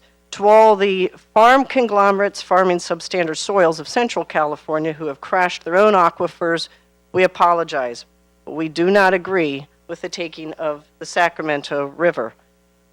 And just a side note, Bethel Harbor, we have been owners of Bethel Harbor since 1972. Our levees have withstood numerous earthquakes. We take our levee maintenance very seriously on Bethel Island and all the surrounding islands. And I know that for a fact because I don't think that DWR would have bought 2 islands without taking levee maintenance seriously, and Metropolitan Water District wouldn't own 5 islands without maintaining levee maintenance and taking it very seriously. And that is all. Thank you. Thank you very much. So at this time, we will take a 15-minute recess. It is 10:30. We'll reconvene at 10:45.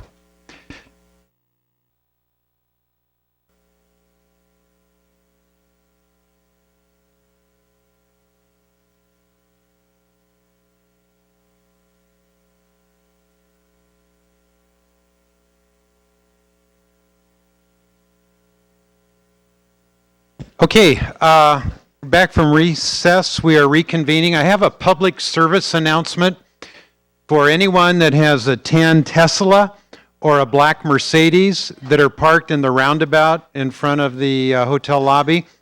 If you don't move them soon, you're going to get towed away. So the tan Tesla, black Mercedes, if anybody is responsible for parking those in the roundabout, I would recommend that you move them soon. Thank you.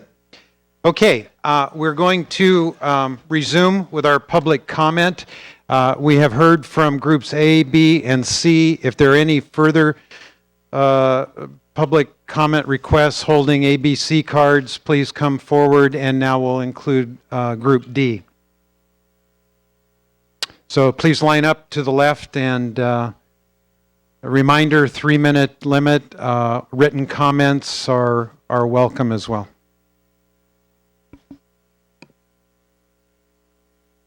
Real close, she said. My name is Cecily Tippery. I'm a realtor and homeowner in Discovery Bay and a constituent of Jerry McNerney, who's a personal friend of ours. And he asked me to read this letter to the council. We write to encourage the Delta Stewardship Council to reject the certification of consistency with the Delta Plan filed by the California Department of Water Resources for the WaterFix project.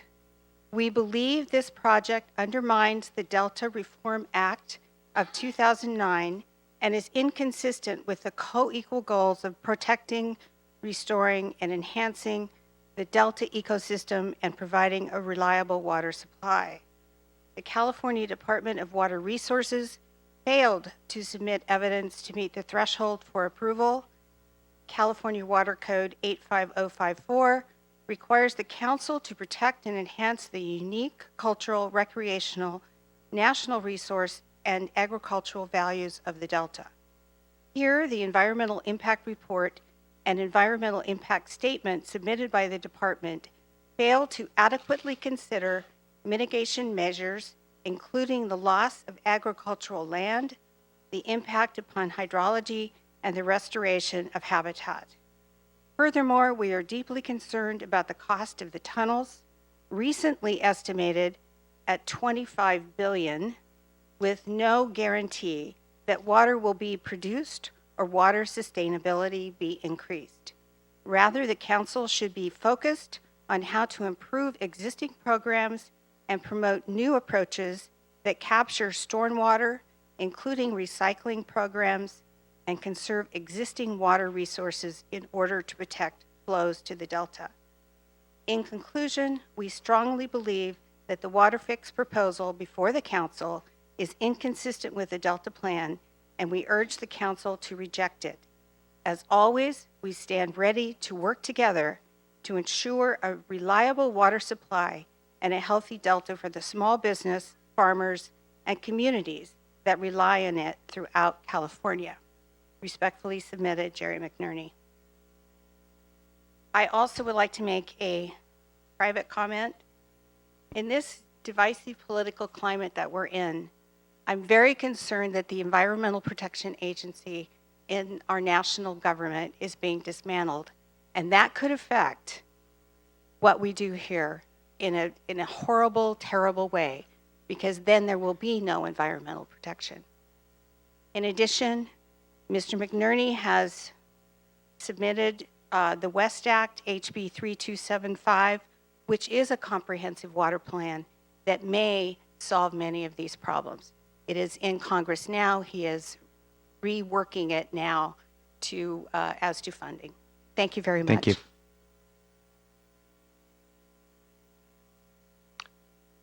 Good morning. Good morning. Thank you for this opportunity to speak. I am James Motlow.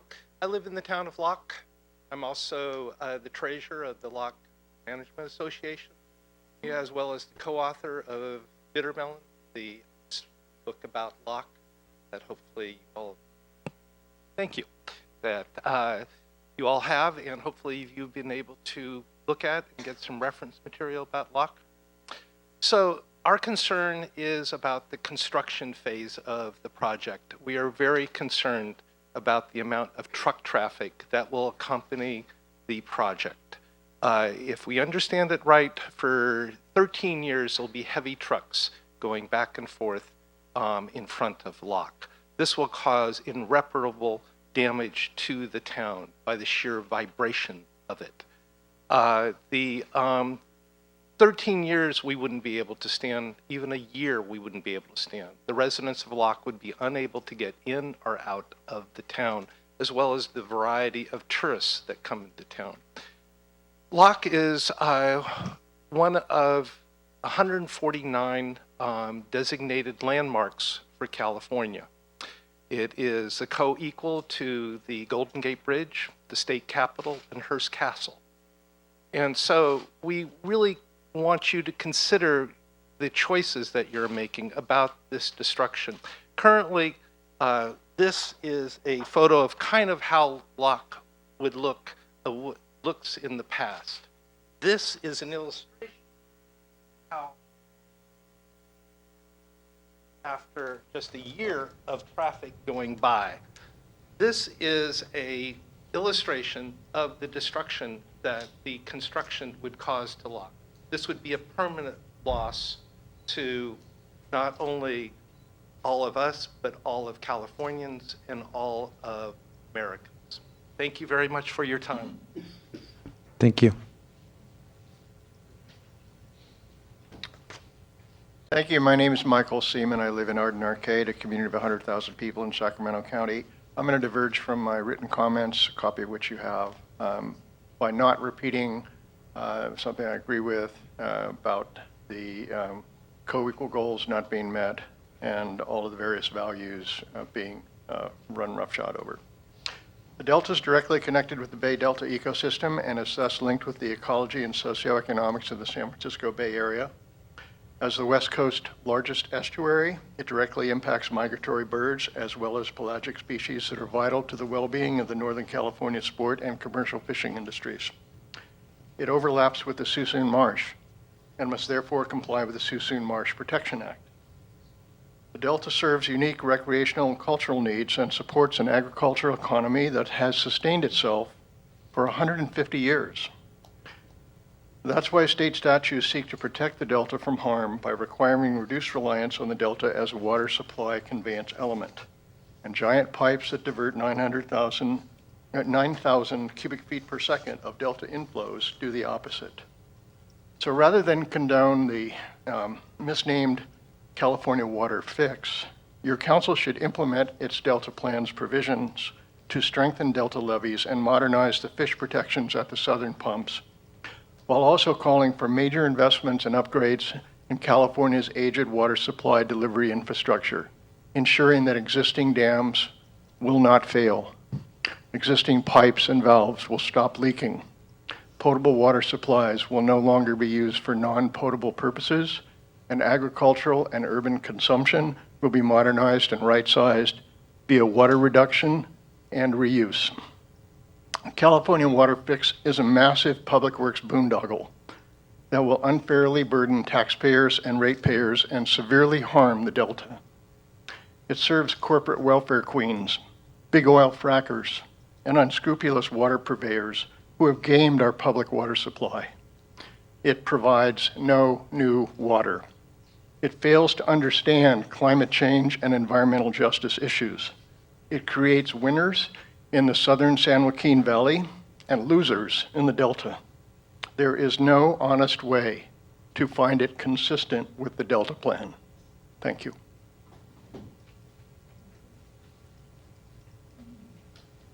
Hello, my name is Deirdre Desjardins with California Water Research, and I testified extensively in the State Water Board's water rights hearing, and I also put on testimony in the public interest by David Fries, who was the San Joaquin Audubon Society Chair on impacts to birds, and testimony by Tom Williams, who's a PhD geologist, who's consulted on tunnel and pipeline projects around the world. I'd like to say, first, with respect to whether there's substantial evidence in the record about WaterFix project impacts on the Delta. I testified per PCFA in Part 2 of the WaterFix hearing, Exhibit PCFFA 203. All of the impact analyses for the WaterFix are based on speculation about the final biological opinions. Those have not been finally determined, and as we know, there is a second consultation proceeding on a federal biological opinion. Second, the WaterFix project has designed no long-term operational scenarios, but the final EIR-EIS at Chapter 29, page 16, line 34, discusses abandoning salinity control in the Delta. I cross-examined John Lehigh about this section of the final EIR-EIS on May 11th, 2017, at page 96 at line 11 to 9724. Lehigh said they had not decided or evaluated when they were going to seek to abandon salinity control in the Delta. Without that analysis, I don't think the Delta Stewardship Council can decide whether this project meets the co-equal goals. Delta Reform Act mandated BDCP analyze operations under sea level rise of 55 inches. That modeling assumed abandoning salinity control in the Delta. There's a technical memo by Miniart. Don Bednarski testified 55 inches of sea level rise does not translate to 55 inches in the Delta. And in some faces, it's less than a foot. If you look at that memo, it's Exhibit DWR 661, and I refer to it in my comments. DWR did no analysis of whether it's feasible to raise the levees to repel sea level rise, and the Delta Stewardship Council can't make a determination of whether it meets the goal to protect the Delta without having that analysis. Deidre, thank you. If you have any further comments, please, we welcome you to submit them in writing.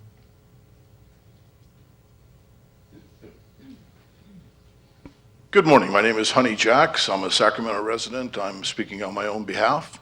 On September 11th, the Joint Budget Legislative Committee had a hearing, public hearing, at which I believe it was Senator Nelson mentioned the word trust. He said with regard to Oroville Dam and Department of Water Resources, he had very little. Senator Pan mentioned that California does not do big projects very well. This is a big project. 2 days after the September 11th meeting, the Sacramento Bee had an article at the very bottom that read, hold on, in need of road repairs. On the next page, it shows I-5 closures planned because of poor concrete. If the state of California, in its wisdom, cannot maintain I-5 in an adequate, safe driving conditions, how are we going to maintain this 25, 30 years from now? That's my question. California is on the forefront of global warming and all that, and here we are deciding whether or not to destroy one of the greatest little eco-environments we have right here in the heart of our state. Thank you. Thank you. If there are anyone else holding a blue card with any letter on it, any group, please line up. Hi, my name is Ken Coate. I'm the environmental chair of a group called Inland Action. We're a nonpartisan nonprofit in the Inland Empire that advocates for different issues that affect our economy, whether it be education or the environment. And for years we have advocated for the Bay Delta Conservation Plan, and we're an advocate for the twin tunnels, and I will tell you why. I grew up in Northern California. I grew up along the American River, and I've seen bad water policy in place and good water policy in place. And we've come a long ways in how we treat water. But one thing we can't seem to do right is figure out how to take the water when it flows at really high rates. This last January, we had water right to the bottom of all the bridges. It was the little bridge that connects our property. The water was right to the base of it. We don't have an ability to capture that water. The only way to do that is to move the intakes up. And this is the only, it's a well-vetted policy. I understand that people want to know how construction will be maintained. We have to have some trust in some of these engineers and the people who build these things. The only way to fix this is to move the intakes up to where the flows are higher and where you cannot impact the environment. The problem is this actually is a benefit to the delta. It's not a detraction to the delta because you don't take the water from the low end, which is the worst place to take it. We take it up from where it has the least amount or much less of an impact. And we have long advocated that this is a much better fix. People in Southern California, I'm a Northern California person, I understand there's a certain amount of, Giants, Dodgers issues, always, and I live them. But the problem is that we really have huge growth in Southern California, and we have to accommodate it. We can't sit there and say that it's not going to happen. California is going to get to 50 million people, no matter how we feel about it. That's what's going to happen. And we have to accommodate this in the best possible way. So in Southern California, we have recharge facilities, desalinization. We do lots of conservation programs, xeriscapes. We do anything we can to conserve the water we do have. But we are absolutely dependent on imported water. This does not increase water. It just makes it more consistent and allows us to plan better because it becomes not part of a manipulation, but something that's more consistent. And at the end of the day, is actually a much healthier option for the Delta, and the people that use the water are the people who are going to pay for it. It won't be the state of California, it'll be the people that use the water. I appreciate your giving me the time to come all the way up here just to share that little view with you, but I appreciate that you're taking the time to analyze this. It's an important project. We hope you support it. Thank you. Thank you.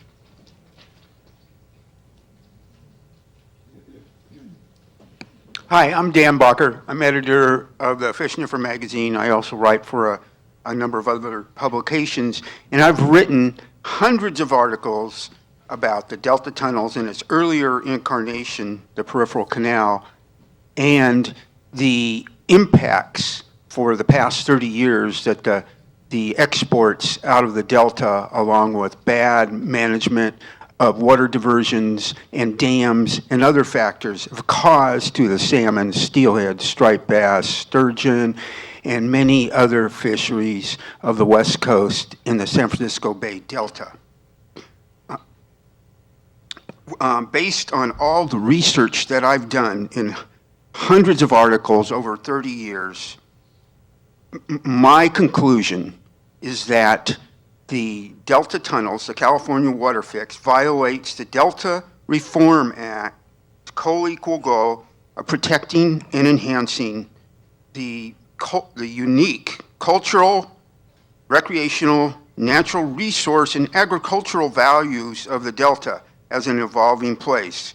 The entire project and its incorporation into the Delta plan is based on the unscientific and unfounded premise that diverting more water out of a river and an estuary will restore a river and estuary. Again, as I've asked many times before this council and other state officials, I asked the council to point to one example in world or U.S. history where a project that's taken more water out of a river or estuary has resulted in the restoration of that river or estuary. I urge you strongly to grant the appeals to the consistency determination before you. Thank you very much. Thank you. My name is John Cox, and one of the co-equal goals that's stated here is cultural. And even though it's specific to me, I just want to tell you about my personal experience and what it's going to be. I happen to live at 10255 River Road in Hood, California.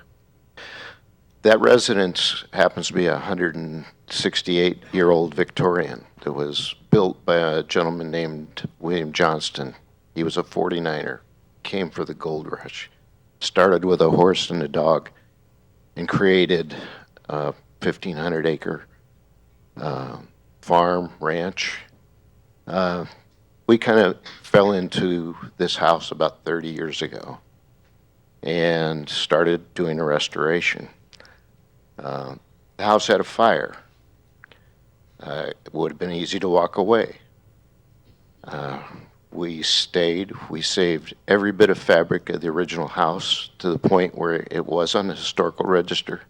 It's still on the historical register.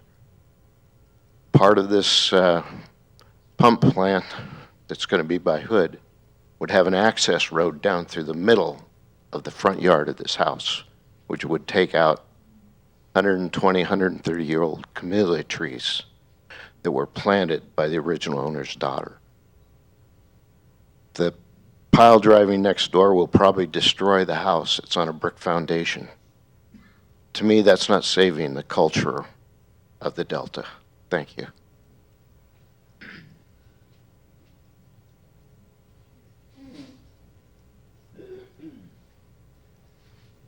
Hello, my name is Eric Gomez. I'm retired. I live in the Bay Area down in Rodeo. And, you know, just seems as though you're pushing a large issue down our throats. Half the state of California don't even know about these tunnels. Put it up to a vote. You know, it just seems crazy. Why can't you build more desalinization plants down in the south? Build them some dams down there.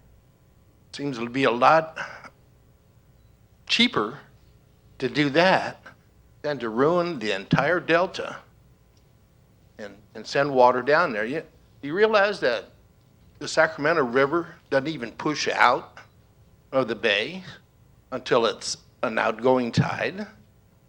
Where the heck's all this fresh water coming from? Right? It's not going, it's coming down there and it gets hung up right there on an incoming tide. You drawing more water out is not going to make that any better. You're going to increase the salinity of the bays and the delta. I wish I had written this out better. But like I said, let's put it to a vote of the people. And you'll see the state don't want it, the people of the state. And let's remember one big thing. The earth does not belong to us. We belong to it. We have screwed up the Colorado River. We have screwed up the Salton Sea. Thank you, Metropolitan Water District. And thank you for your time. Thank you.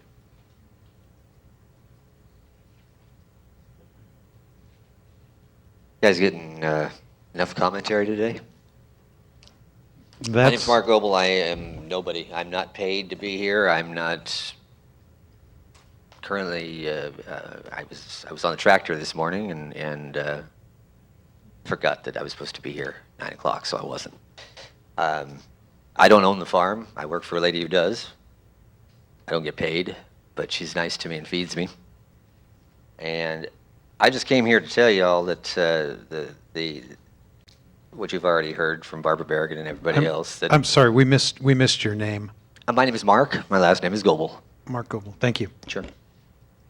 Anyway, I'm against the tunnels.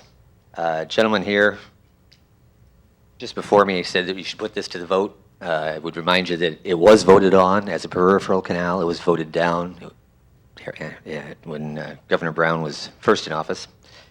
A gentleman with a nice blue tie back here mentioned that there's huge growth going on in Southern California. Well, there's huge growth in Northern California too, sir. And if anybody's driven down past Livermore, you'll see all the new houses dotting the hills down there. We're going to need water too. The last little bit that I've seen on this was, folks from Metropolitan Water District are saying that the tunnels are going to be more solid than earth levees. And I don't understand how an earthquake would not affect a tunnel, and it would affect a levee. I was fishing in Rio Vista when the Loma Prieta hit. Levees worked just fine. I wouldn't trust a 40-foot pipe over the old levees. And I believe that we should just reinforce the levees, forget sending water to Mr. Resnick via this tunnel. Thank you very much for your time, and hope you have a good day.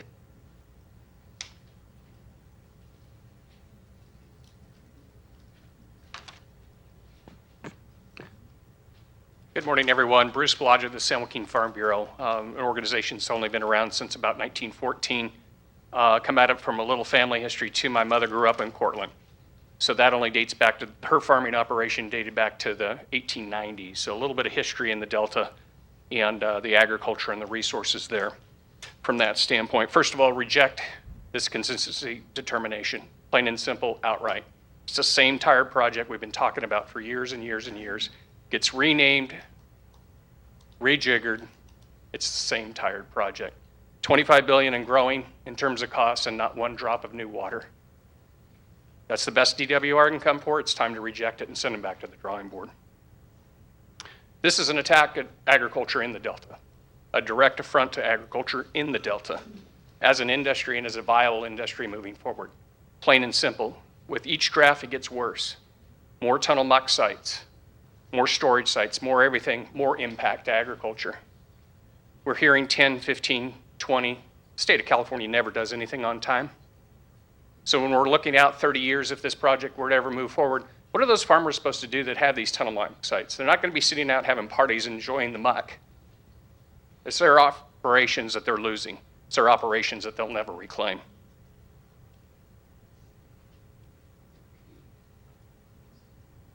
Saltwater.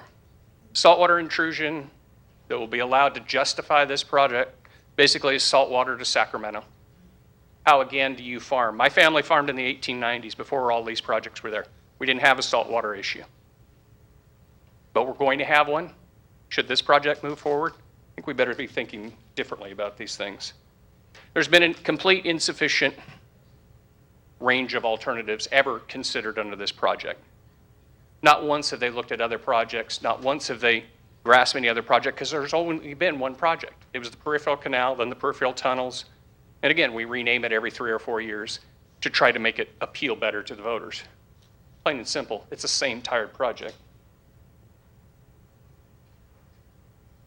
You know, what's interesting is this region, from an agricultural standpoint, I want you to think about where else in California could you have agriculture continue on in perpetuity.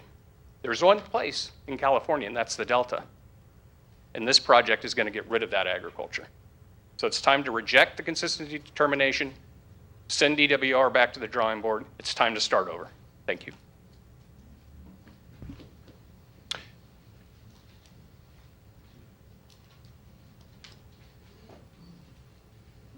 Yeah, pull it down. Hello, my name is Mariah Kendall. I'm a landowner and homeowner in the San Joaquin area. I live in Lodi. I wanted to point out the obvious inequality of the co-equal rights that are going to be diminished with this. It mentions specifically that impacting the watershed and as well as the local recreational stuff. But the watershed itself is a very vital part to farming and our whole groundwater system. The average flows at Colusa for the Sacramento River are less than what the 9,000 cubic feet a second go. We don't have enough water as it is. I've had 200 walnut trees die because of diminishing groundwater. And the drought, although it may have changed on precipitation, means it has not been recharged. And there hasn't been sufficient evidence to show that it has. So with that, I would just like to say that we don't have enough water. The development is going out of control all along the entire California coast. And what we need to do is reduce that so that the needs are reduced. But with that, I do not believe that it is co-equal goals right now, and it will completely and irrevocably change the Delta and our groundwater system. Thank you. Is there anyone else who wishes to comment on the appeals of the certification of consistency of WaterFix? Seeing and hearing none, we will now close the public comment portion of this hearing. Do either of my colleagues wish to make any comments? No? No? In that case, it's now my pleasure to thank all of the parties, the Delta Protection Commission, the appellants, in particular, a thank you to the public who have come yesterday and today to provide public comment and to provide us the information that is important and critical to you. It's a very important part of this public process. We appreciate you taking the time and making the effort to come. I thank you, the audience, for your courtesy that you extended to all of the commenters. And I now